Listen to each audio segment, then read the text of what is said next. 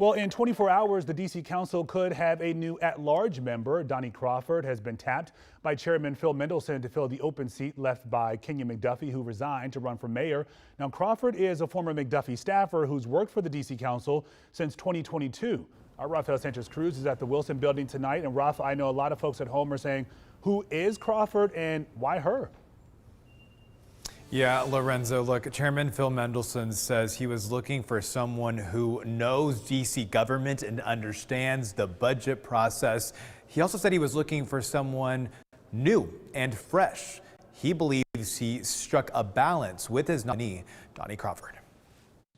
Do you want to come up, Ms. Crawford? Doni Crawford has been tapped to fill the vacant seats left behind by her former boss, Kenyan McDuffie. Chairman Phil Mendelson says she beat out 42 other candidates, including some of his former colleagues. It was a combination of two things. One, being impressed with Ms. Crawford, and the other being that there's broad support for her. Most recently, Crawford served as the director for the Committee on Business and Economic Development. I was part of the team that negotiated the Commanders Stadium deal, and I pushed to strengthen community benefits, local hiring requirements, and accountability. Given her nomination is by appointment of the council, Crawford says there's work to be done to get the trust of D.C. residents. Within the first 30 days, I want to make sure I'm everywhere across all 8 wards.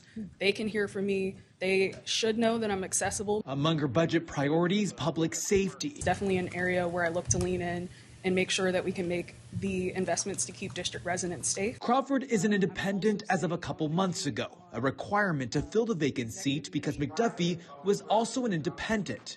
But does she plan to run for the role permanently? I don't have any comment about my future plans, but whenever I do have future plans, I will let you know. Now, Crawford's nomination will be up for vote by the D.C. Council tomorrow. If she gets the 7 votes she needs, she will be sworn in tomorrow afternoon. But Lorenzo, McDuffie's resignation is a huge shakeup here at the D.C. Council, given the responsibilities that he's left behind. So they've had to reassign those. The position for chairperson pro tem, which is the vice president essentially of the council, will now be led by at-large council member Anita Bonds. As for the Committee on Business and Economic Development, those responsibilities have been split up among other committees, and a new subcommittee has been created for small businesses. That will be chaired by Ward 7 council member Wendell Felder. Among his responsibilities is the RFK Stadium.